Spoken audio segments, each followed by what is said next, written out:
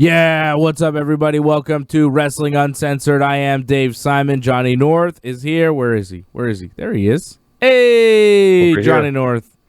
Johnny North is here, my main man. We got a lot of pro wrestling to get to as we are here every single week on the YouTube channel. Hey, don't forget to like the video while you're at it, subscribe to the channel, and click that bell. Ding.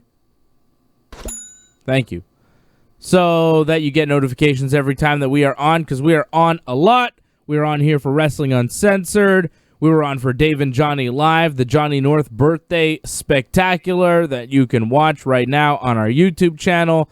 I was on after AEW Fighter Fest with my brother, recapping Night 2.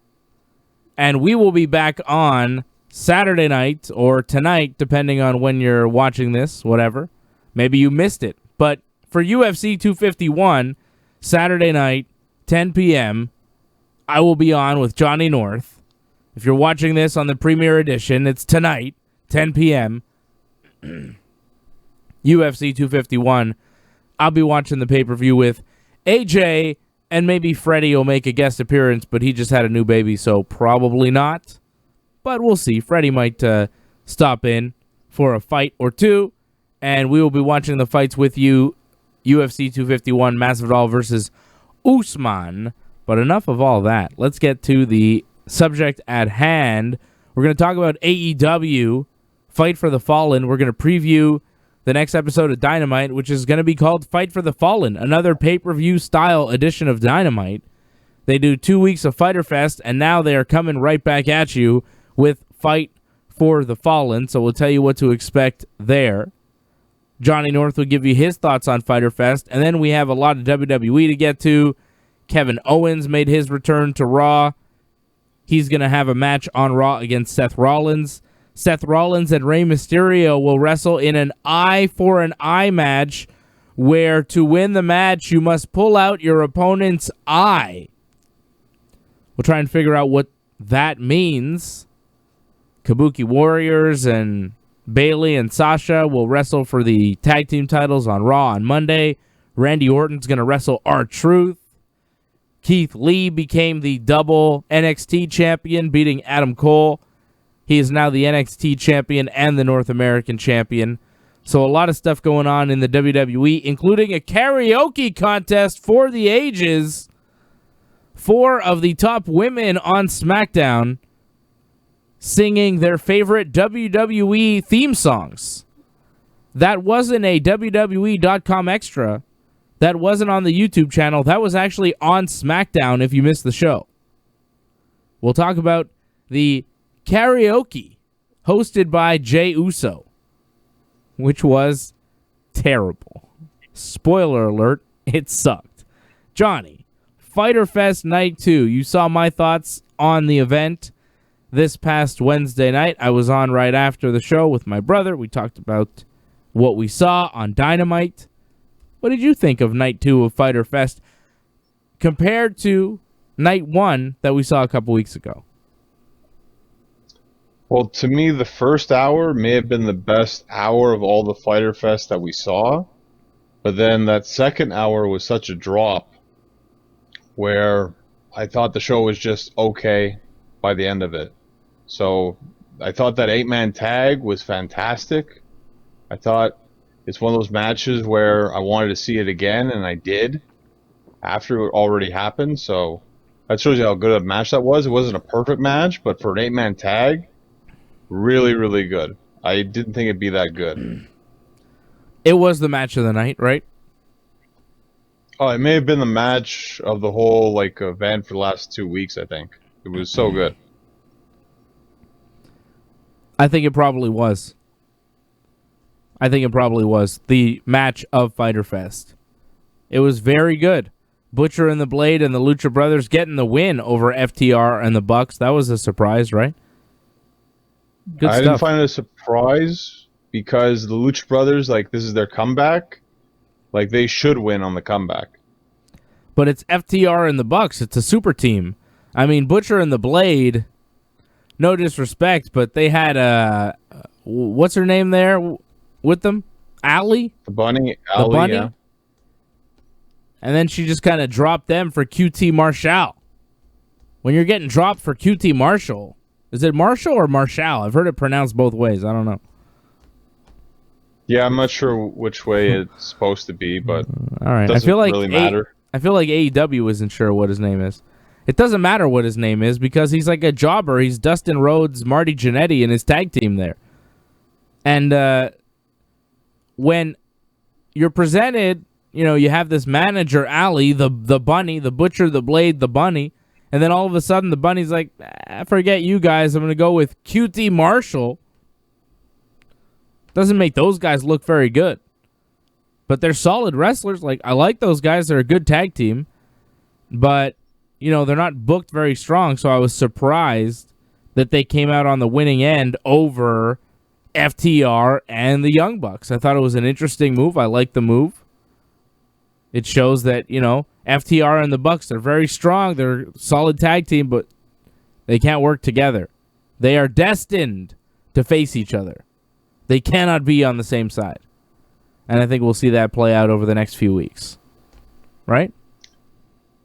Well, it's interesting to see how it's going to go with AEW in the tag team division because there's a lot of depth to their division. Like, who's going to challenge Kenny and Hangman at the next pay-per-view? There's quite a few teams when you think about it. You could see the Lucha Brothers. You could see FTR. You could see the Bucks. You could see the Dark Order because they were supposed to get the shot a long time ago, didn't get it. So they can go many different directions. It's just you wonder, how long do you wait until you finally do FTR against the Bucks? I think it should be the next pay-per-view, but I could see them wait until the end of the year maybe. And when we're talking next pay-per-view, we're talking what? All Out in September? Well, like September 1st, right? I think it is. So right. Yeah, I mean, if really it's a little bit more than 2 months or roughly 2 months away. Month and a half. It's not that far. So they could easily do that.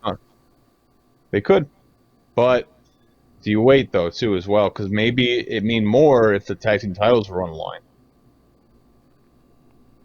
How long do you wait? Well, you got to make one of the teams a tag champ, right? Yeah. Yeah, and I don't know. I don't know how you get the titles off Kenny and Hangman, and I don't know who you give them to next. Maybe FTR.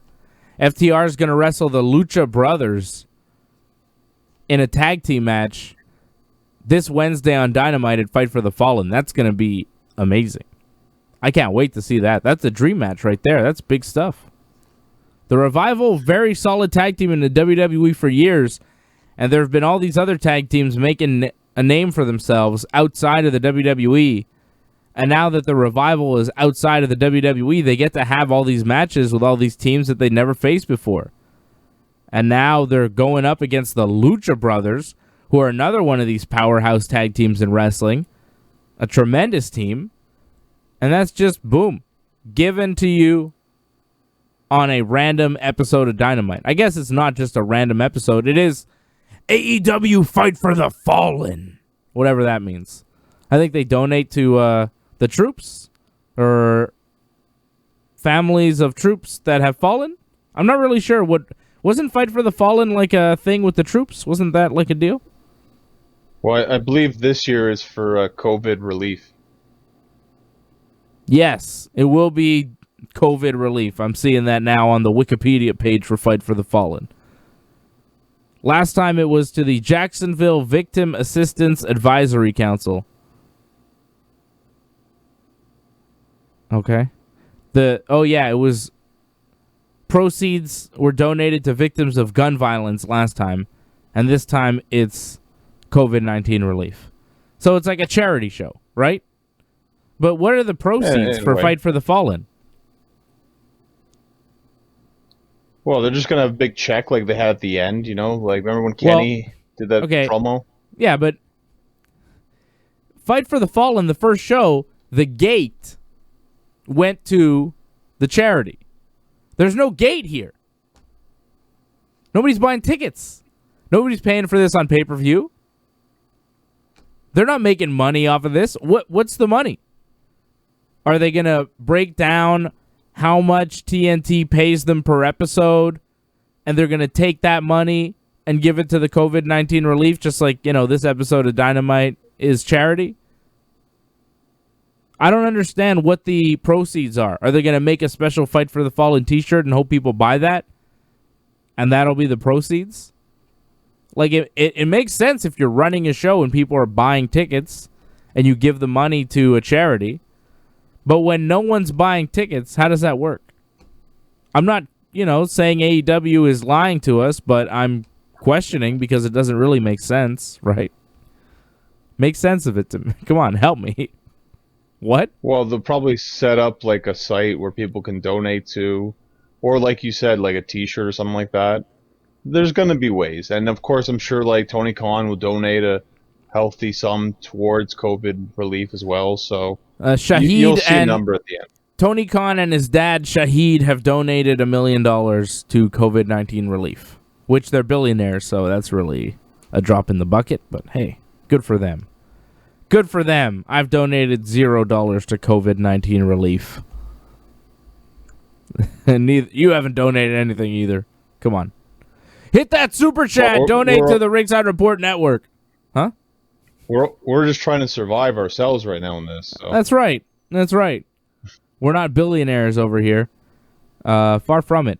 So we have Tony and Shahid Khan donating $1 million. Fight for the Fallen. It's a charity show somehow. I don't really get it. But FTR is going to wrestle the Lucha Brothers. They lost in the 8-man tag last week. I figure FTR wins this one, but it's kind of a big win for them so early on in their AEW run. Like, they beat the Lucha Brothers?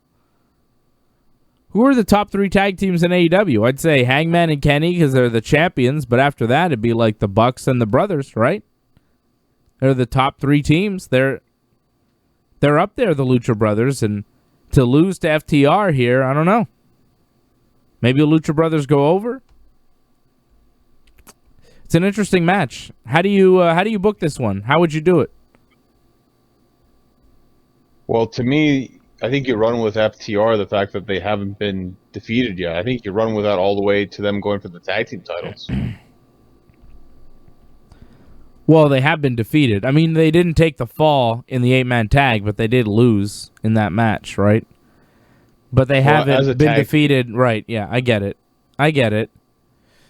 Yeah, I think that's probably what they're going to do. But then you sacrifice the Lucha Brothers to the FTR. I look forward to the match. I don't really care about how it ends. I think FTR probably does win, but I think the match is going to be great. Cody Rhodes is going to defend his AEW TNT Championship against somebody in an open challenge. Who will it be? Well, they announced it. It's going to be Sonny Kiss. Really? It's a little disappointing, I know, but that's what the match is going to be. I mean, I think they'll surprise you with this. I think Cody is going to go out of his way to make Sonny look great. Okay. Sonny Kiss is a good wrestler, but he's not believable in a match against Cody at this point. They haven't built him. Didn't he have his first match ever on Dynamite like 2 weeks ago, teaming with Joey Janela? I feel like he wrestled a long time ago, actually. I mean, he may have had his first match this year on Dynamite, but I feel like he wrestled last year on Dynamite. But regardless, we haven't seen him that much, and for him to get the shot, it's kind of weird out of nowhere, but I guess they want to showcase him and show that he should be treated as like a top star. Okay. Well, I think, the match has the possibility of being entertaining and a good match. Sonny Kiss is a hell of an athlete, man. Yeah, that makes sense. I just don't believe Sonny Kiss beating Cody Rhodes. Just like I didn't believe Orange Cassidy ever having a shot at beating Chris Jericho, right? It's just like, yeah, okay. You're in there, you're going to have a little match, you're going to do your thing, but you're not a main eventer and everybody knows it. It's just, you're not there yet. You haven't been presented in that way. Orange or Sonny Kiss, both of them. They're gimmicks, They have their own gimmick. It's a very specific gimmick. They have their fan base. It works. I'm a fan of both of them, but, they're not main eventers right now. because AEW hasn't presented them that way. But then all of a sudden they throw them in these matches and you're supposed to believe in it. And I'm like, no. Let Sonny Kiss beat Jungle Boy and then wrestle Cody Rhodes. Let Sonny Kiss beat Joey Janela, something. Let him beat somebody on TV before he wrestles for a title. That's basically all I'm asking. It's not that much, right? As a wrestling fan, I just would like him to win a match on TV before he gets a title shot. But whatever, it's AEW. They have records, but they don't seem to really matter. Okay. Well, it's different, though. Like, with the world title, they go by the rankings, right? But Brian Cage actually won the ladder match, got the shot, whatever. Yeah. But with this is an open challenge. So really, anyone could face. That's why you saw Ricky Starks get the shot in his first ever match. Because it's just open challenges, so anyone can do it. I was hoping that Brian Pillman Jr. would get the shot instead, but oh well. I guess that's not happening. He wrestled on Dark? He did wrestle in Dark. It was a very good match against Sean Spears. So I definitely think we're going to see more of Brian Pillman Jr. If he can cut a promo, I think he'll be on Dynamite every week. He's got a look. I've seen him wrestle. He's very good. I'd like to see more from this guy. Obviously, his dad, Brian Pillman, was pretty good at pro wrestling. So, yeah, I like Brian Pillman Jr. I was hoping that would be the match. Instead, we get Sonny Kiss. Could be interesting. Jon Moxley defending the title against Brian Cage. Jon Moxley has tested negative for coronavirus. Renee has tested negative for coronavirus. This according to a report, I think, from Dave Meltzer. So, there we go. Jon Moxley will probably wrestle on Wednesday. Is this going to be live? Like, they haven't taped this yet, right? Well, usually what they do, it's live one week, tape the next. So, like, the Fyter Fest that we just saw was taped. So yeah. This should be live. Well, that's good. This will be fun. Moxley and Cage. Is this it for Jon Moxley? Is this the end of the road? Yeah, I thought so until we saw that Darby Allin promo where he said he hasn't forgotten about what Brian Cage did to him. So I think Darby Allin's going to cost Brian Cage somehow. Yeah? Sadly. Okay. I don't know. We'll see. I haven't been thrilled with this Jon Moxley title run. It's been lukewarm, Lack of crowd doesn't help him, but the matches haven't been amazing. And he doesn't show up that much. He's not there very often. And, yeah, I don't know. I'm not super hyped for this match. The best part of this thing is Taz's promos right now. Like, Taz and what he's doing, bringing out the FTW world title, giving it to Brian Cage. That was cool. But other than that, I'm not impressed. And I don't really care. And I don't see Brian Cage winning the title. He's just another monster for Jon Moxley to take down. I don't understand why you introduce another title when they already have two other singles titles already. They bring this in, and then he's going to face for the world title. So he's already a champion, and then he's going to wrestle for a title and probably lose. I don't understand why they did this. Like, this would have made more sense after this match. Like, there's some sort of shenanigans, and then Taz is like, he should be a champion, so here's the title. That would make more sense, but with this, it feels like it's just going to be weird when he doesn't win. That's true. Because he's still going to be the FTW champion, despite the fact that he doesn't win, right? But maybe, if Darby Allin costs him the match with Ambrose or Moxley or whatever, keep calling him Ambrose. If he doesn't win the match and Darby Allin costs him the thing, maybe then Brian Cage puts the FTW title on the line and he defends it against Darby Allin, Because I don't see Darby Allin beating Brian Cage. If Brian Cage comes into the company and loses to Jon Moxley and then Darby Allin, why did you bring Brian Cage into the company? Well, I don't think he's going to lose, because he's going to lose the world title match, but then he's going to lose his FTW title right away as well. I don't see that happening whatsoever.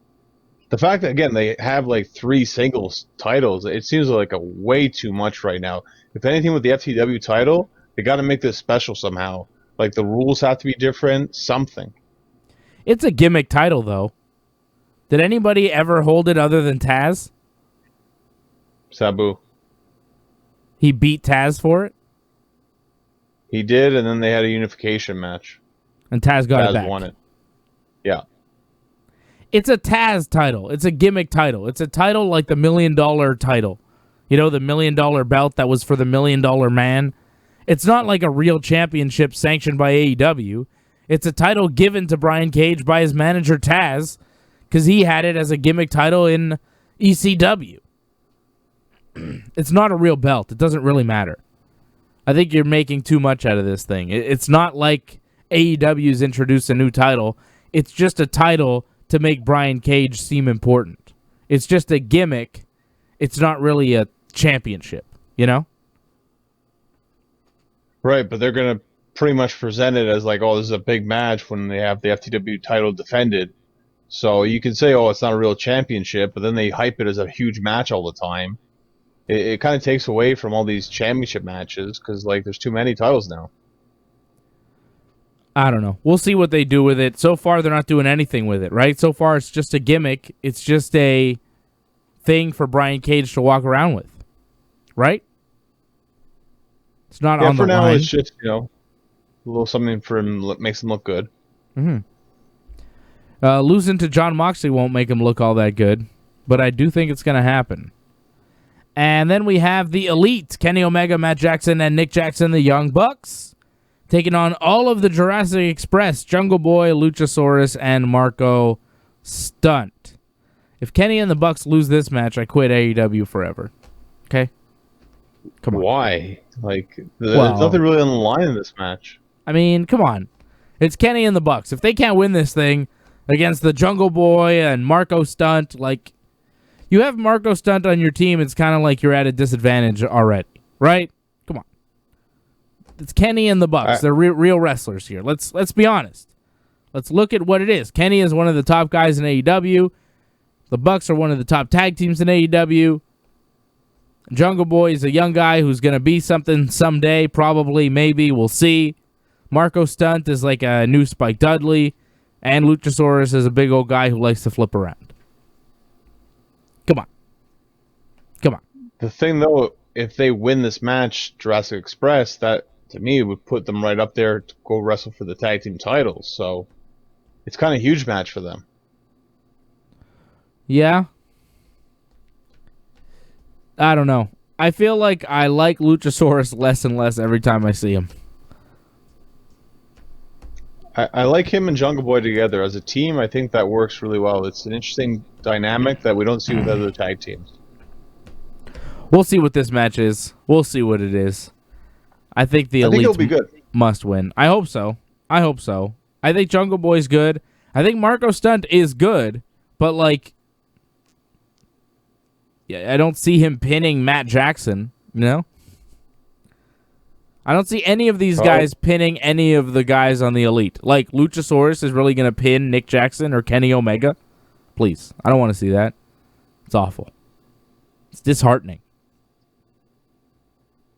It'd be nice to see some surprises in AEW. That's not a surprise. That's just like a slap in the face.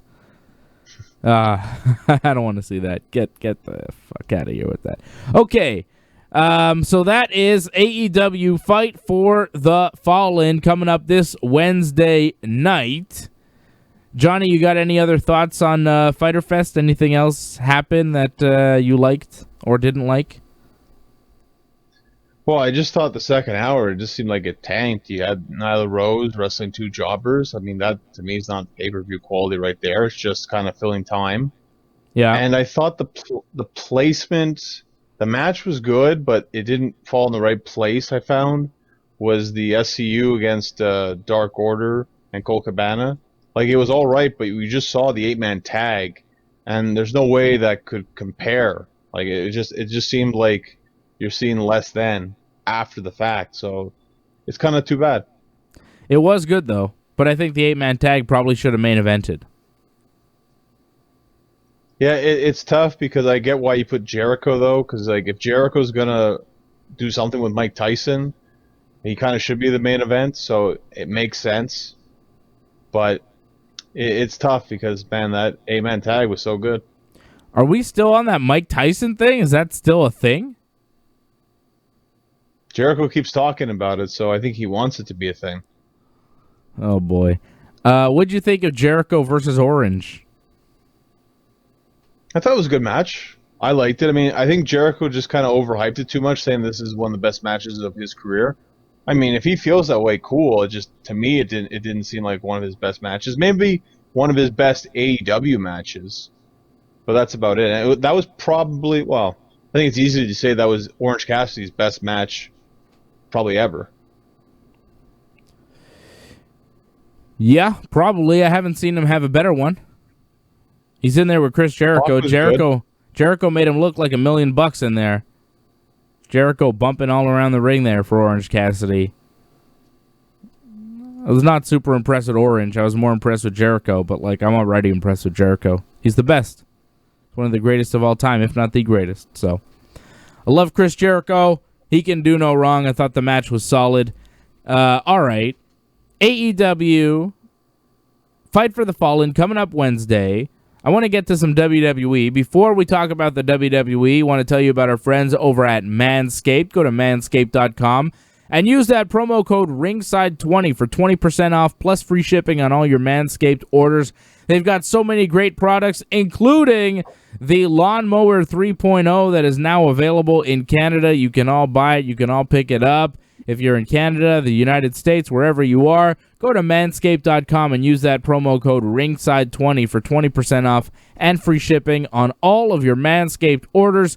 Johnny uses Manscaped. I use Manscaped. They have some fantastic products. Really great stuff. They've got so much. I've got, what is this here? The Crop Preserver, the ball deodorant right here. You always got to keep it handy just in case. You know, you smell something a little funky. You're like, what is that? Is that my balls? Let me get some deodorant on them balls, all right? Little blah, blah, blah, blah. And then you're good. You know, you smell fantastic. You're Manscaped, and you're back in business, all right? Manscaped.com, promo code RINGSIDE20. Go there, sign up, get yourself some Manscaped. Use our promo code, get 20% off and free shipping. I mean, it's a good deal, and Manscaped is a really good product. Promo code RINGSIDE20 at manscaped.com. Johnny, you love it. You love it. Well, less hair, as long as it's not on top of the head, is always better, I find. That's right. That is correct. Shave your balls. Okay. Also, VPN.ringsidereport.net is where you want to go for the best VPN out there, IP Vanish. Go sign up with IP Vanish. By going to vpn.ringsidereport.net, you want to use the internet safely and securely wherever you are. You want this installed on all of your devices. You want to go to IP Vanish. You can use the internet as if you are from anywhere in the world. You see those videos that say, oh, this is not available in your location. Well, change your location with IP Vanish and view the whole internet. vpn.ringsidereport.net. Support yourself, keep yourself safe, and support the Ringside Report Network with IP Vanish, vpn.ringsidereport.net. Do it today. Back to the action, Johnny. Got more action for you, okay? Here we go. Let's get to the WWE. AEW, you know, they have their problems, but it's not really that bad because it's not that crazy. Like, you know, what are they doing? What's the craziest thing they're doing? They're doing a 6-man tag where it's the Elite against the Jurassic Express. I think the Jurassic Express is kind of a goofy act, but, you know, overall I respect them as wrestlers and I like them and I know that the match is going to be good and they're going to go out there and they're going to work hard and it's not some stupid premise full of nonsense. But then I watch the WWE and that's when I get mad as a wrestling fan. People like AEW, and I like AEW for the most part. They do some weird stuff. Sonny Kiss wrestling Cody, why? But, you know, that's okay. Because WWE gives me an eye for an eye match. AEW did too, though. Eye for an eye match?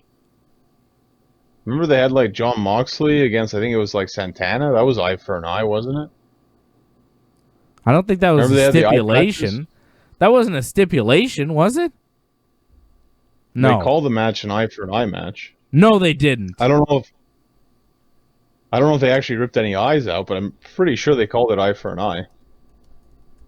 Where I guess WWE, they're like promoting the fact that someone's actually going to have their eyeball ripped out, which is kind of ridiculous, and I think it's going to be very stupid because no one actually believes that's actually going to happen.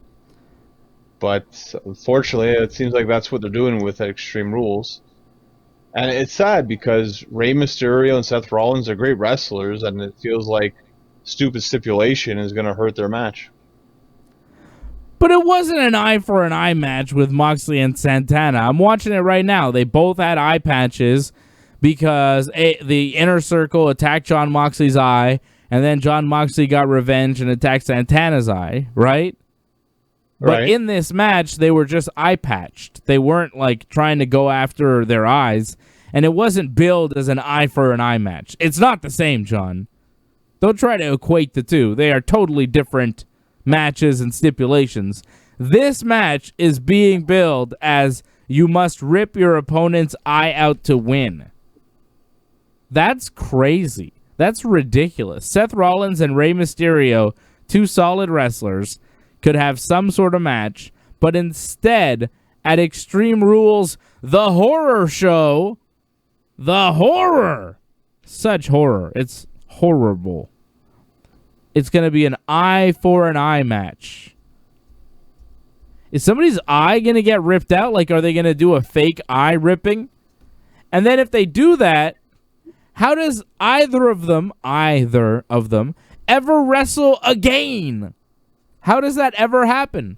Like, if Rey Mysterio gets his eyeball ripped out by Seth Rollins, and that's how Seth wins the match, how do you ever believably bring back Rey Mysterio? I guess it doesn't matter because at the last pay-per-view, what was it, Backlash? The Viking Raiders and Street Profits got eaten by an alligator in a dumpster and then reappeared on Raw the next night, so nothing matters. I mean, Rey Mysterio was thrown off a roof at Money in the Bank. So I guess, his eyeball getting ripped up and shown to you on TV, it's fine. Oh, yeah, he'll come back. Oh, yeah, the doctors put my eye back in. Totally cool. Blink, blink, blink. All good. Booyaka, booyaka. 619. What? Okay. Well, who's to say Ray's gonna come back? Because apparently his contract's already up, and he's just working on a handshake agreement right now. So maybe this is the end of Rey Mysterio. So they do rip out his eye, and that ends his career forever. Well, at least in WWE, I mean, they're not actually gonna rip out his eye, but they'll make it look like it. Remember, like last time where they made it seem like he lost his eye? It's gonna be something stupid like that. It was not good the last time. He's still sporting that eye patch from when Seth Rollins pushed his eyeball into the ring steps, and that's been a thing that they've been trying to do time and time again to various people on Raw ever since.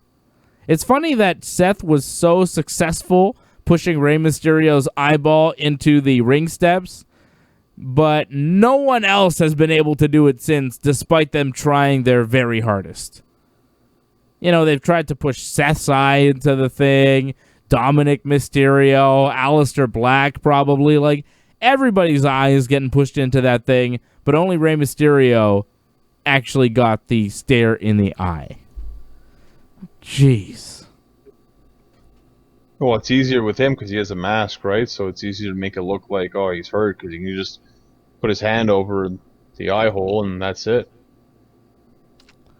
Uh-huh. So Kevin Owens returned to Raw this week. Seth Rollins shows up, and they talk to each other about WrestleMania, and Kevin Owens beating him at WrestleMania. And he gives Seth a KO Mania shirt like the one he was wearing when he beat him at Mania. Seth tells Kevin Owens that he might get more out of fighting with him than against him, because Seth is trying to bring everybody into his flock, the Jesus persona or Monday Night Messiah, whatever. Rey Mysterio and Dominic Mysterio show up. I don't know, are they calling him Dominic Mysterio? Yeah, I think so. That's cool. Seth says Rey's tag team partner is missing in action, so Kevin Owens volunteers to be Rey's partner tonight. And Kevin Owens says, hey, how about the winning team gets to pick the stipulations for the match at Extreme Rules that Kevin Owens isn't a part of. I like that he's very, invested in the Rey Mysterio Seth Rollins match so much that he's like, hey, how about we do this tag team match and the winner picks the stipulations. It's kind of weird. Rey Mysterio and Kevin Owens wind up winning. They beat Murphy and Rollins after Rey hits a 619 and a little rake to the eyes from Dominic Mysterio. And Rey picks eye for an eye match.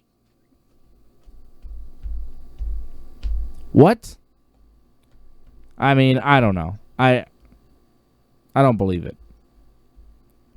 I don't know what's going to be worse. Eye for an eye or the Bray Wyatt, Braun Strowman swamp match? I think swamp fight or something they called it. Or Wyatt swamp fight thing. Yeah. It's not going to be great. That's just going to be a complete movie, though, that match. I call it a match. It's not even going to be a match, really. It's not a match. Yeah, it's not a match. The horror show. Hey, John, we're going to watch the horror show together next Sunday. Extreme Rules, the horror show. We'll do a live watch-along for the whole horrible show. Wow. Eye for an eye match. A Wyatt swamp fight. Jeff Hardy and Sheamus in a bar fight. And Drew McIntyre versus Dolph Ziggler. I like this. In a mystery stipulation match. Well, I think we'll find out before the pay-per-view, though, because I think probably Ziggler's going to announce it before the pay-per-view. That's probably going to be the big thing to help sell Raw. I don't know, man. Dolph cut a promo this week, and he seemed to say that the stipulation was going to be a secret. And then he talks about Drew McIntyre and how Drew was released for a while, how Dolph has been around for so long. And then Dolph brings out Heath Slater, who was recently released by the WWE. Heath Slater comes out and starts this, very emotional, passionate promo about how he was so happy that Drew McIntyre became WWE champion, and they were in 3MB together, and they were on the road together for so long. And Heath says that back in April, he was at home watching Drew win at Mania, and he was so happy. And Heath says that when Drew was released, that he called him every day while Heath was still in WWE and Drew was gone. And then Heath asks where Drew has been for him. Heath says that they haven't spoken since they appeared on the WWE show The Bump together. Heath talking about how he actually has kids, not like the fake gimmick kids that were there, but his 2 daughters, and he needs this job. And Heath kind of gets in Drew McIntyre's face and slaps him, and then Drew accepts a match with Heath Slater. Which, okay. Drew then squashes Heath Slater. It's not a match. He just, hits him with the kick and then pins him, making Heath look pretty bad. And then Dolph gets in Heath's face after the match and slaps him for being so ineffective against Drew McIntyre. And then Drew McIntyre saves Heath. And Heath is in tears, and Drew holds him up, and then they hug and they celebrate together. That's the feel-good moment. But you're telling us that your babyface WWE champion, when he was released by the WWE, here's this guy, Heath Slater, with a wife and kids, who called him every day to make sure that Drew was okay. And when Drew now, big WWE champion, big star, now when Heath is gone and he's been released and the roles are reversed, Drew doesn't call his friend.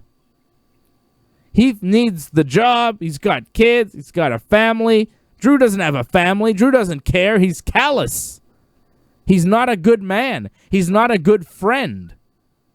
Why are they presenting this as your babyface WWE champion?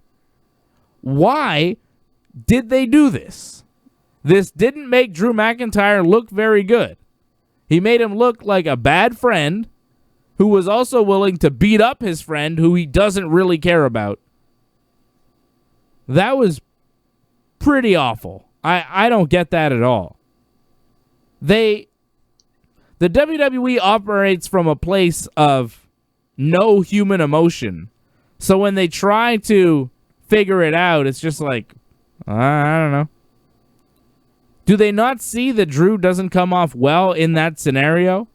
If Heath is telling him, like, hey, you haven't called me since I got released. You don't check on your buddy? I called you every day while you were released. Just that. I was like, oh, man. Maybe Heath is going to get a little something here. Nope. Squash-a-rooney by Drew. Doesn't care. Why is the WWE presenting their supposed top babyface on Raw in this manner? Doesn't make sense to me. Well, I'm thinking that they just wanted to give Heath Slater a moment, and this was their way to do it. And I guess it was to show that Drew McIntyre, he's not perfect. He's a bit of a flawed person. He only cares about himself. But, yeah. I mean, a lot of people are like that, I guess. That's what it seemed like. It was very weird that Drew had no comeback whatsoever. Like, he could have said, yeah, but there was no yeah, but. It just took it, and that's it. So, yeah, it made Drew look bad, but they didn't seem to care. What are they doing here? You're trying to get a guy over, and then you're like, his best friend who he's been friends with for 10 years, he doesn't actually give a shit about him. He's like, fuck Heath Slater. I don't care. I'm WWE champion. Look at me. I'm Drew McIntyre. What a dick. Fuck Drew McIntyre, Like, that's your reaction. Not supposed to be. It was a good promo, though. It was a good promo by Slater. It was interesting to watch. So I get why he did it. It's entertaining. But you're on his side, aren't you? Well, of course. But, that's just the way it's going to be. I gave Slater a moment. It's cool. Slater, he had that one thing. He got to finally have his match with Drew, and that was that. That was that. And that's it, right? Like, he's not signed a contract. That was just a one-time appearance? I think he'll be an Impact. Huh. Right. So, not in WWE. Okay. It was super weird. Super weird. Bayley and Sasha cut a promo about Extreme Rules. Asuka shows up. And then we have a match between Kairi Sane and Sasha Banks that ends in disqualification when Bayley interferes to stop a submission hold.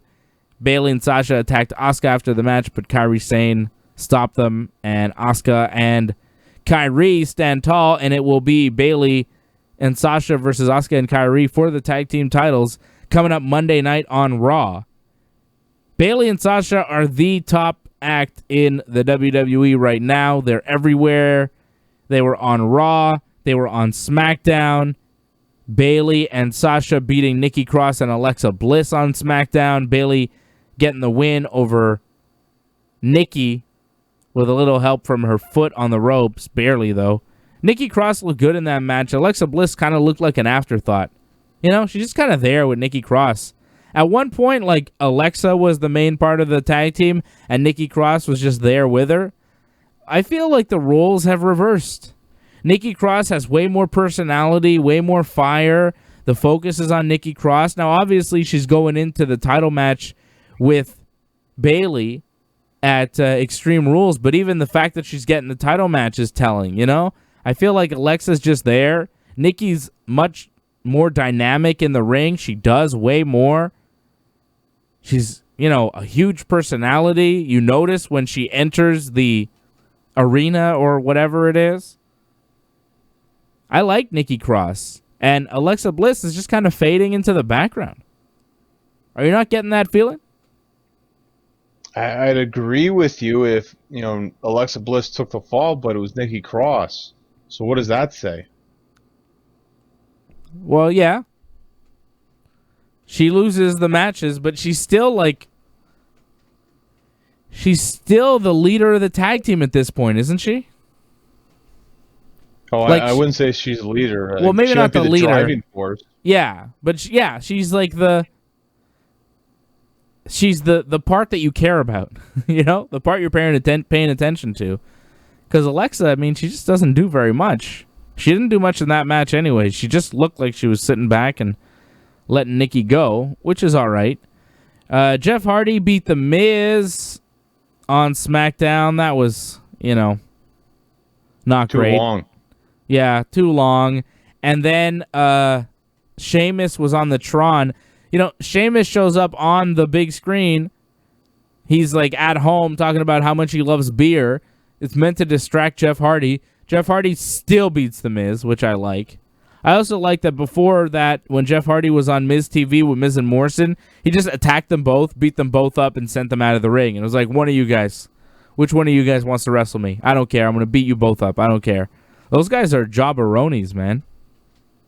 Miz and Morrison, were tag team champions not long ago, and now they're just guys who wrestle people in a 2-on-1 scenario. They lost that 2-on-1 match to Braun Strowman at the Backlash pay-per-view, and now they're in a thing where they're getting beat up by Jeff Hardy. It's like just they got shot down one rung, but they're in the same role, They're still just kind of a handicap tag team. They're not even a 2-on-2 tag team. They just wrestle one guy. Yeah, but I could see them win the tag team titles again, though.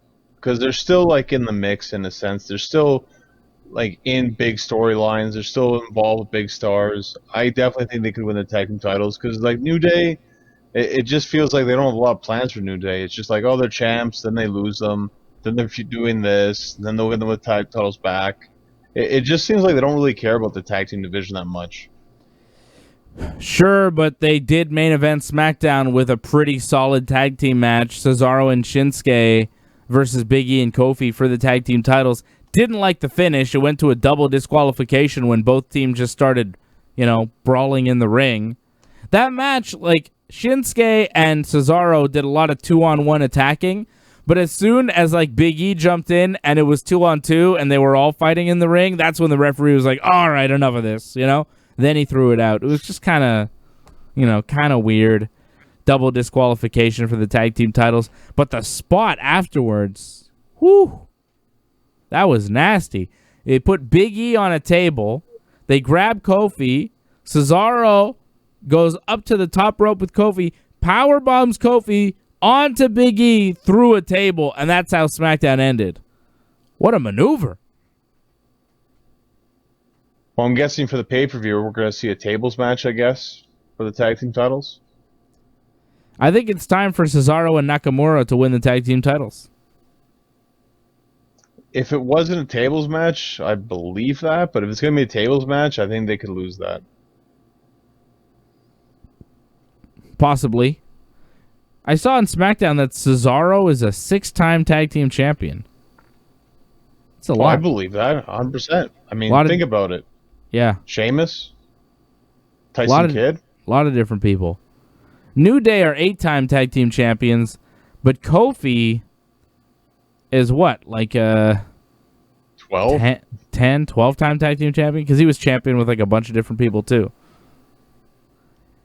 I know Punk, R-Truth. Evan Bourne. A bunch of other people. There you go.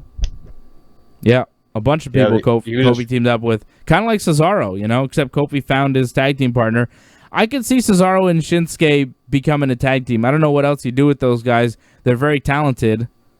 I wouldn't mind seeing them get a little run with the SmackDown tag team titles. I thought the match was solid. I'd like to see a finish. Back on Raw, though, I wanted to get to Bobby Lashley and MVP. They beat Cedric and Ricochet. MVP and Bobby Lashley debuted the new U.S. title. What did you think of the new United States Championship? I didn't really like it. The big letters like champion, I didn't really like it. Well, I like the eagle design they have on it. To me, that should have been prominent instead of champion. Champion maybe put that on the bottom or just lower the font or something. Like, champion's cool, but it shouldn't be the main thing that you look at when you look at the title. I thought the eagle crest was fantastic. That should have been the main thing. Yeah, I'm not a big fan of the new belt. I like the new Intercontinental belt way more than the new U.S. title. That new Intercontinental title is really nice. I like that one.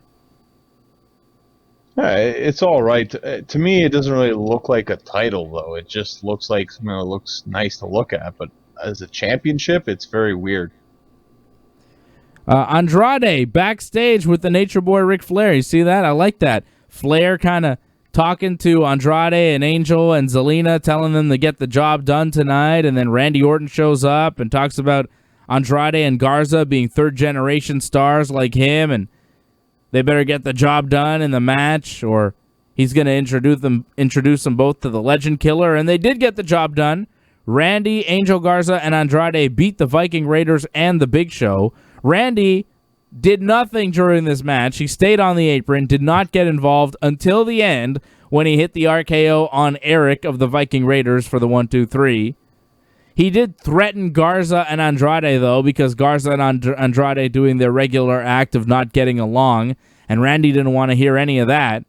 And the announcers were like, Randy Orton doing what Zelina Vega cannot manage to do over the past several months, get Andrade and Angel Garza on the same page, and that really is what he did. He kind of scared the life out of them and made them work together so that he could win over Viking Raiders and Big Show, because that match was very important for Randy for some reason. I don't know. But yeah, Randy hit the RKO, and that's how they won. And now Randy is going to wrestle R-Truth, because Ric Flair and Randy were backstage talking about their win, and then R-Truth showed up, and he thought Ric Flair was Tozawa in disguise, and then Tozawa actually showed up, and Truth ran away. But then Randy told Tozawa that Truth went the other way. He didn't tell Tozawa where Truth went. So it was like Randy was helping Truth. I didn't really understand it. And now on Raw, they're going to wrestle each other. It seemed like Randy kind of liked Truth, but now they're going to wrestle each other. I don't get it. Well, I think the message here is just Randy's a jerk. He doesn't like anybody, and he just, likes to mess with people, period. And he's just going to beat up R-Truth, and that's it. Weird. I don't know. I thought it was strange. Billie Kay beat Ruby Riott with a pretty ugly finish there. Ruby got pretty much no offense in on the match and lost a big piece of hair, like a wig piece, an extension there. Just massive. Can they just wear their natural hair to the ring? Like, I don't know if they need to be putting on all this extra hair, because when it falls off, it just looks weird. And it kind of takes me out of the match. You look at real fights like in the UFC, people with long hair, women, men, they braid the hair, they tie it all back. They make sure it's not in their face, not in the way. Here in the WWE, you have people adding hair extensions. I get that it's a show, but it's also a show about wrestling. It's a show about a supposed competition. The hair extensions, especially when they fall off, if you can keep them on, good. But if they fall off during the match, it's kind of like, did you really need that extra piece of green hair there, Ruby Riott? I don't understand. It's not a big deal, but it's kind of like, she lost her hair there. That's too bad. I don't like that stuff. Asuka beat Bayley via pinfall after a distraction from Nikki Cross and a little bit of a skirmish between Sasha and Kairi on the outside. So it was the champion versus champions match, and Asuka comes out on top beating Bayley. Big win for Asuka there in the main event of Raw. Solid match, too. I liked it. Well, she needed to win that match, so that's why they got the tag team title shot this week on Raw. How do you think the tag team title shot goes? I think they do not win the titles, Asuka and Kairi. I don't think they're going to win the titles, but I think they win the match. Because I think Asuka's going to drop the title to Sasha at the Horror Show. Really? Wow. I'm not seeing that coming, but that's interesting. We'll see if that happens. I mean, you're saying they're going to have all the titles then? Yeah. I mean, I feel like what's happening with Sasha and Bayley is almost like early New Day. Like, they are just running on all cylinders promo-wise. They're a great heel act, but they're so great that you can't help but like them. I feel like if there was a crowd right now, they'd be cheering hard for Sasha and Bayley. I think if there was a crowd right now, Sasha and Bayley would be one of the most over acts in WWE. And it's kind of good for them that there isn't a crowd because they can stay heel longer. But if you're really paying attention to the WWE, and you know I am, because I watch WWE, so you don't have to, I've been seeing a lot of Sasha and Bayley, and I've noticed that the WWE is giving you a lot of Sasha and Bayley, and it's all good. The promos, the matches, everything. Everything is working on all cylinders right now with Sasha and Bayley more than it has ever in their careers before. This is the best version of Sasha Banks and Bayley. They have never been more compelling characters on the main roster, at least, than they are right now. This is the time to do everything with Sasha and Bayley. Becky's not around. Charlotte is, I think, but I haven't seen her. But it's all about Sasha and Bayley. They're the top act in WWE. It's time to put everything on them. I'm a big Asuka fan, but I feel like it's Sasha's time. Sasha dose belts. Bayley dose straps. All the belts. I think it works. I think it makes a lot of sense. I feel like Sasha beating Asuka is the move right now. Sasha and Bayley are already on both shows because they're the tag team champions. Bayley's the Smackdown singles champion. Why wouldn't you make Sasha the Raw champion? Why not? Well, if they drop the tag team titles, I could definitely see Sasha win the Raw Women's Championship. But again, I don't see them losing the tag team titles. And it would just seem like overkill if they have everything. Because like you see them all the time anyways. So do they really need all the titles? I don't think so. Did Evolution need all the titles? No, Triple H was in God mode, so you couldn't beat Triple H. You can't beat Bayley. She's dead. Well, you saw it in Raw. She's not in God mode. No, that's true. She did lose Asuka. But I think it's their time. I really do. I would give it to Sasha. I think they might. I feel like they're going to put a lot behind Sasha and Bayley right now. They're a great act, and you can do so much with them, both as a tag team and as singles. So from the good with Sasha and Bayley to the not so good with the rest of the women's division on SmackDown. Oh, here we go. They decide to do a karaoke contest. Now, SmackDown was a mess of a show, right? They have Jeff Hardy versus Miz. Then they have Bayley and Sasha versus Nikki and Alexa. And then they replay Bray Wyatt versus Braun Strowman from Money in the Bank in its entirety for some reason. This match happened like 2 months ago, and it wasn't that good. And now they're going to show it to you again on SmackDown. Just killing time. Trying to build up the horror show Bray Wyatt Swamp match by showing you how bad Braun Strowman and Bray Wyatt matches actually are. Not good. Well, I guess they didn't have anything for those guys, or maybe there's a problem with them showing up for whatever reason, so that's all they could air, I guess. It's a shame when you see something like that. I mean, when it's an empty arena match like that, like, it's one thing to watch like a classic match, but like that's not a classic. That's like tough to watch. Yeah. Can't they just show a classic instead? Well, do they have any classics with the Wyatt family? No, like just show us like a Bret Hart, Shawn Michaels match or something instead. Put that on SmackDown. I would much rather that. Just give us something from the past that has nothing to do with what they're showing you right now. Show us a great Undertaker match. Continue celebrating Undertaker. Show us Undertaker versus somebody again. You know? Do that. I don't want to see Bray Wyatt versus Braun Strowman for Money in the Bank ever again. I saw it once at Money in the Bank. That was enough. They showed it to me on SmackDown? Come on, man. I watch enough of this wrestling. They're going to show me this terrible match twice? I didn't really pay attention. I had it on my TV, but I was like, doing other things. I've seen it. I didn't like it. Same thing, pretty much. Yeah. I hope most people did that, because, wow, it's hard to watch that stuff.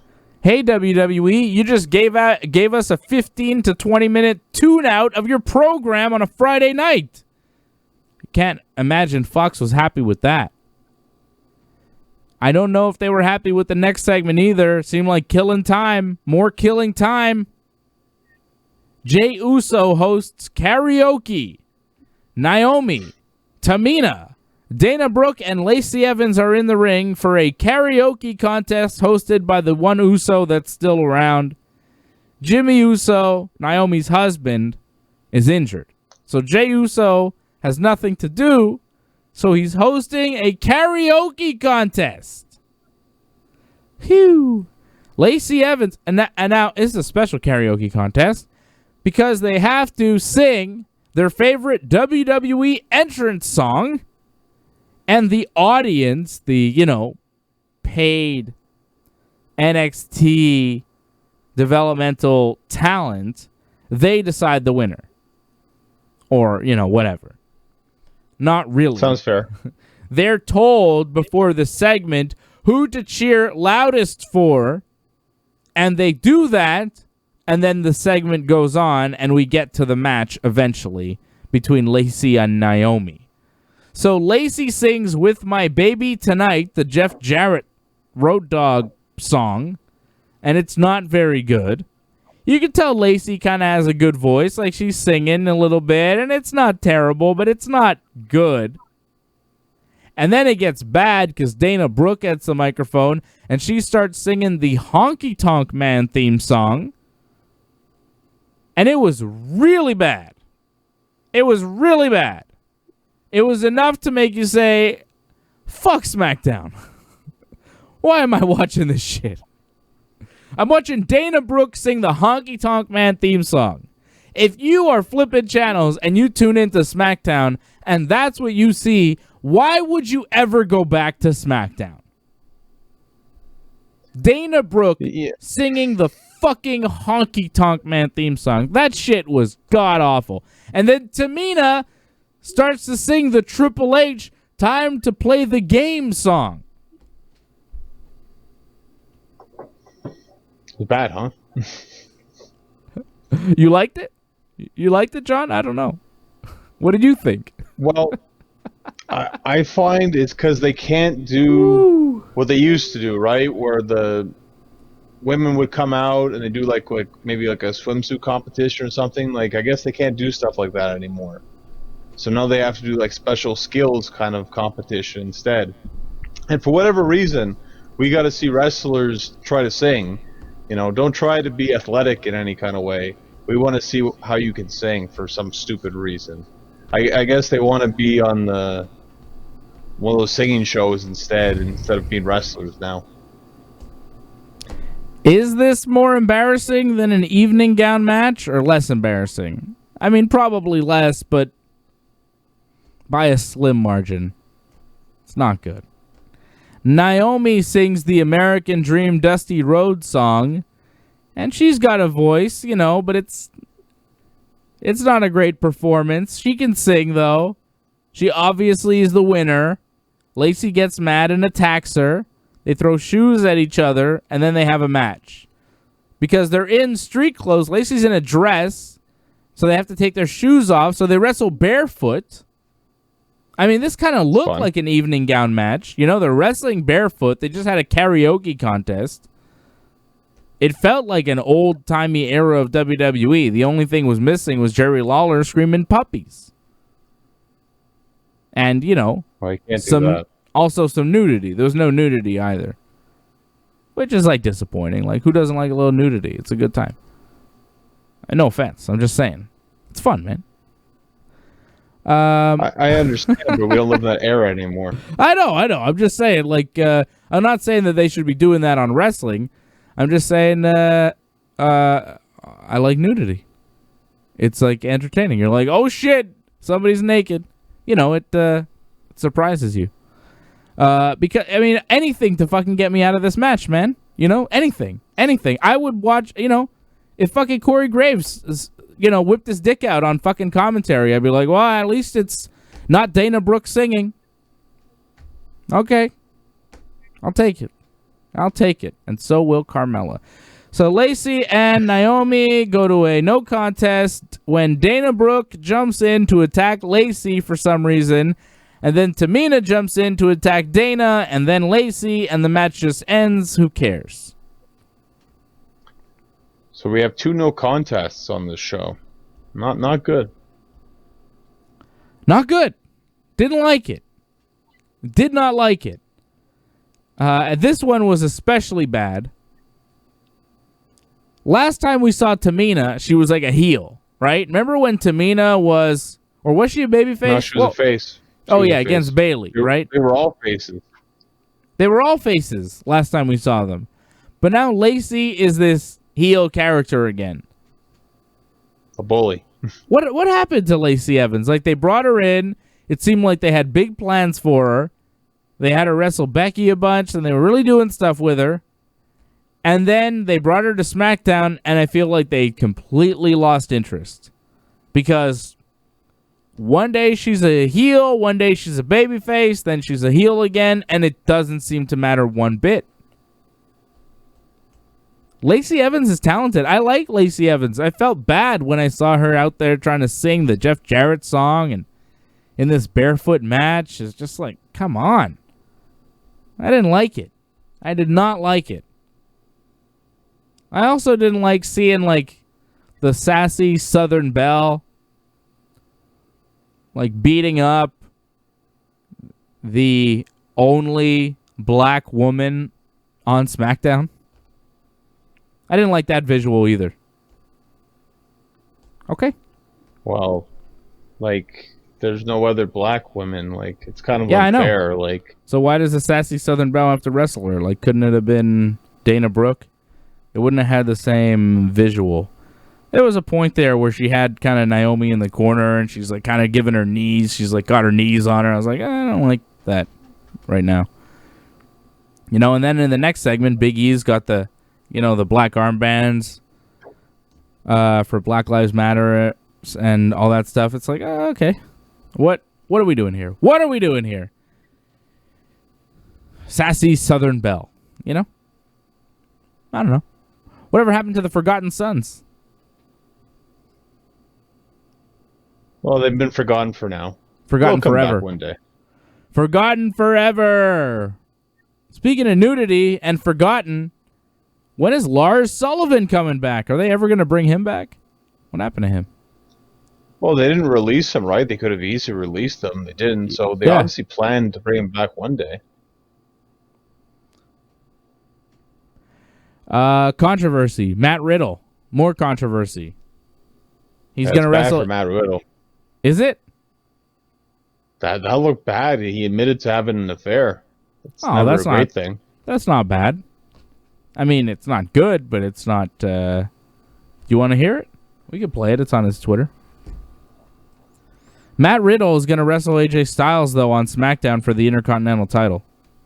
This is where AJ gets the win back, right? They're not going to give the title to Matt Riddle so quick.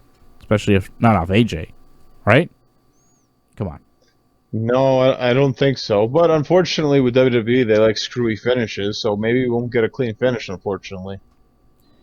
Riddle's getting this shot, of course, the king of bros, because he beat AJ in his SmackDown debut. Here we go. So do you want to see the Matt Riddle response video? I think we can do that. Sounds like a plan. right, let's see here. This is Matt Riddle. I'm going to make this quick.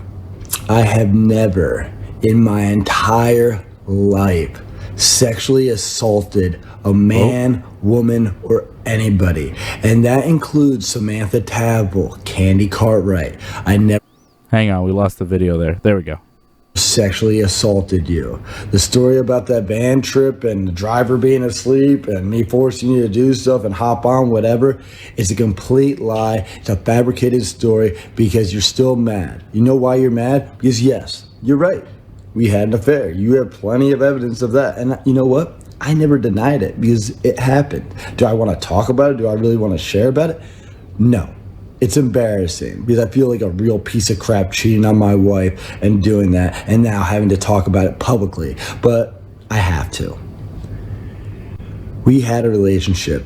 We had a fling. I started to get sad and depressed because I was lying to my wife so much to hide what I was doing. I was lying to all my friends because I didn't want anybody to know because it's not something cool. I didn't want to brag about it. I tried to end it. I told my wife about you and us. I tried to end it. I blocked you.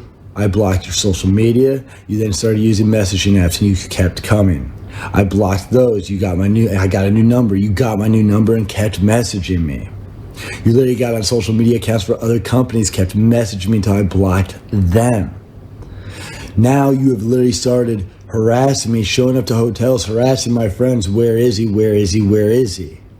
At this point, you have to realize if you don't think you're stalking me or harassing me, you're crazy. And if you are at home and you don't think that's harassment, you're crazy. At the end of the day, I'm not perfect. We did have an affair, and I'm not happy about that. But I never sexually abused anybody. I never sexually assaulted anybody.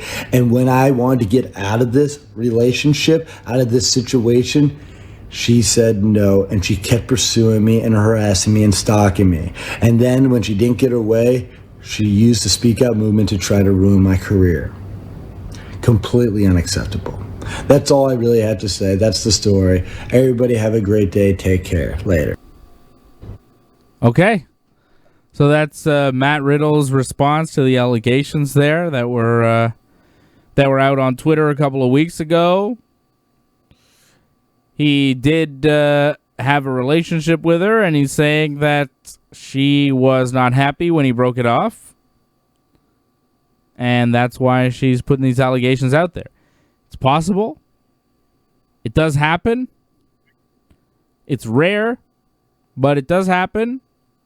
If that is true, I mean, shame on her for doing that. That's pretty awful.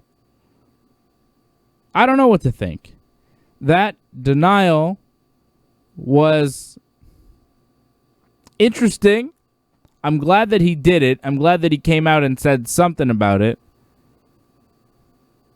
And I don't know. I'm not sure what to believe at this point.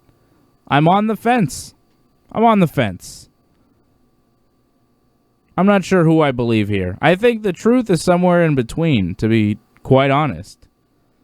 I don't know if she's being fully truthful. I don't know if he's being fully truthful. And I think it's kind of somewhere in the middle.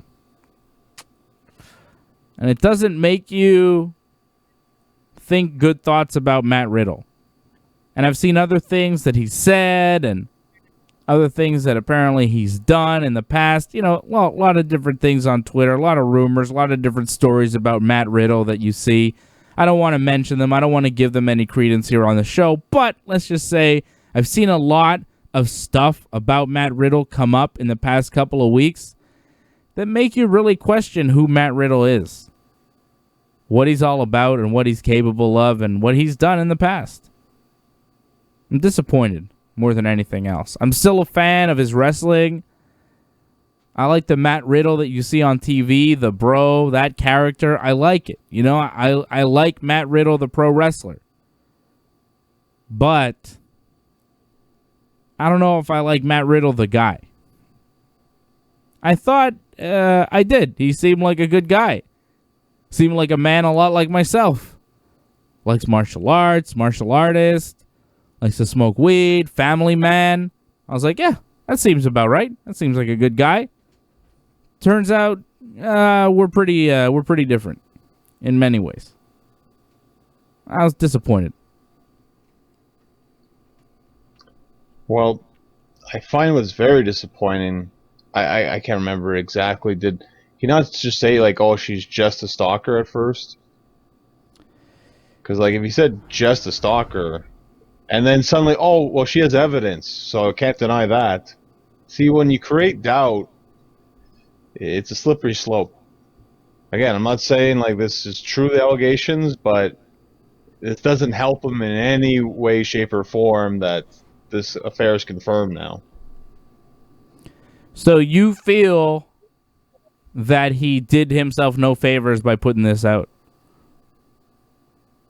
Oh no, like it's better he did something than nothing, but the fact that this took so long to come out and that he was kind of hiding it in a sense, like it sounded to me like he wasn't going to admit to that affair, but because she had evidence, he had no choice. So like it makes you wonder then, because once you create doubt, then you doubt a lot of things. Makes you wonder. It just makes you wonder, right? I hope none of it's true. I don't know. I think we will find out more over time, though. When's the last time you saw... This seems like this is going to court. When's the last time you saw Velveteen Dream on WWE TV? Well, he was in a car accident, right? So... Okay. Was it bad? I don't know how bad it was, but I imagine getting a car accident, most car accidents, usually not very good. Depends. Keith Lee is the NXT North American and NXT champion. Long live the new champion, Keith Lee. I'm a big fan of the guy. I think he's tremendous. What did you think of the match with Adam Cole? Baby. I thought it was all right. It was pretty standard, you know. Like I thought the finish was fine. Like nothing wrong really with the match. I just thought Great American Bash, like the second night, very disappointing actually. Like the first match, it was all right, but again, dragged on way too long, that street fight. And then the rest, like I just didn't really get into any of those matches. They're just kind of just thrown together out of nowhere. Nothing really to get excited about. I'm very surprised they actually won the ratings this week. It just goes to show you NXT doesn't need to throw out their big guns to beat AEW. They won the overall rating, but I think AEW still won a lot of the key demographics, and the growth in those demographics seem to be doing well. So, you know, depends how you read those numbers. People read them one way, people read them another. I think NXT and AEW, you know, when it's a difference of what, like 50 or 60,000 viewers, it's not a huge difference. They're close. They're both pulling in not enough people, I think. I think, you know, for them to be proud of anything, it's like, come on. If it's under 800,000 people watching your wrestling show, it's not that great, man. It's not that great. There's like 300 million people in the United States. You can only get 800,000 to watch wrestling. And, you know, say it's another 800,000 roughly watching AEW. It's 1.6 million people watching wrestling. It's not a lot. It's not a lot at all. Well, just imagine when we have sports back. I imagine the ratings will be even lower. Well, right? So I don't think either show's doing a good enough job, to be quite honest. I don't think either show is changing the game the way they need to bring wrestling back to its prominence like it was back in the late 90s. I believe that wrestling could be back there one day, but not with the way that it's currently going. I was hopeful with AEW that they were going to push a new era, a new resurgence in wrestling, but doesn't look like it. Well, I'll be fair though, like AEW, like I look forward to watching that every week. I mean, good or bad, it's always interesting to see what's going to happen. NXT is very hit or miss. Like I find some of the show can be good, and some of the show it's like, well, why am I even watching this? Like, yeah, you had a good match, and then you just have a bunch of like matches that don't even matter whatsoever. NXT is not great overall. When they can't even get Raw and SmackDown right, why would we expect them to do NXT correctly? Like, they can't do their main show, Raw. It's the big show. It's the most important show. They fuck it up every week. Why would NXT, a show that's just kind of there, be any better? And the fact that it is kind of mind-boggling, right? Well, it's the styles. Like, you can see they have more freedom in NXT to kind of do what they want, where Raw and SmackDown, they're kind of just like stuck in that little TV match kind of format, the way WWE has their kind of wrestling, where NXT, it seems like it's more of a free-for-all, and it seems like it's a lot more fun. You could just tell by watching it that the wrestlers seem like they're having more fun. Yeah, they wrestle a little bit harder. They wrestle a little bit more. It's more of a wrestling-based product, whereas Raw is more of a talking-based product. Johnny North, this is also a talking-based product. You can watch us talk here at ringsidereport.net. You can go to Stitcher. Support our friends over at Stitcher. Stitcher Premium. Go to Stitcher.com/premium to sign up today. Just $4.99 a month or $34.99 a year. But if you go to Stitcher.com/premium and you use that promo code Ringside, you get a free month of Stitcher Premium. Our shows are there. Over 100,000 podcasts, Stitcher Originals, bonus episodes, comedy albums, and more. You can listen to them on all of your devices. Go to Stitcher.com/premium. Use that promo code Ringside for a free month of Stitcher Premium quality audio. Go get it now.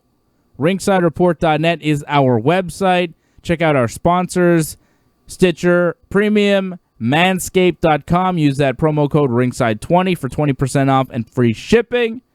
And, of course, IPVanish. Go to VPN.RingsideReport.net. RingsideReport.net is the website. All our stuff is there. Our UFC 251 preview is there. Our UFC 251 watch-along. Saturday night, 10 p.m. Watch the UFC pay-per-view with us from Fight Island. Jorge Masvidal, Kamaru Usman, Max Holloway, Alex Volkanovski for the featherweight title. Bantamweight title on the line. Peter Yan against Jose Aldo for the vacant championship. 3 title fights. And Paige Van Zandt. Come on, UFC. It's happening. Saturday night, baby. Watch it with me and AJ, maybe some special guests. Who knows who might show up for the special watch-along on the YouTube channel. In the meantime, go to ringsidereport.net for more. Follow Johnny North on Twitter at North Genesis. Follow him on Instagram at Genesis Johnny North. Follow me on all the things at Dave Simon MMA. Johnny North, any final words, final thoughts? Well, I'm looking forward to seeing what happens at Fight for the Fallen. SmackDown, I'm looking forward to seeing AJ Styles, Matt Riddle. Should be an exciting match. Raw is going to be another grueling adventure, unfortunately. What do you mean? Randy Orton versus R-Truth? The Kabuki Warriors versus Sasha and Bayley is probably going to be good. Viking Raiders versus Garza and Andrade could be good. And Kevin Owens versus Seth Rollins. I mean, that's not a bad lineup for Raw. Kevin and Seth? I thought, looking at the Raw lineup this past week, it didn't look that bad. But then I watched it, and I'm like, wow, this was really hard Raw to watch. I think I fell asleep twice watching it. Where's Bianca Belair? Hey, again, main event. You got to watch that main event show. Oh, All those people that are lost are there. Okay. You thought they had coronavirus. Turns out they're just on main event. All right, for more on everything, go to ringsidereport.net. Johnny North, thank you to everybody for watching. Thank you for hitting us up on that super chat and supporting the sponsors. We love you big time. Thank you for supporting the Ringside Report Network. For Johnny, I'm Dave. This has been Wrestling Uncensored. Yeah. Yeah.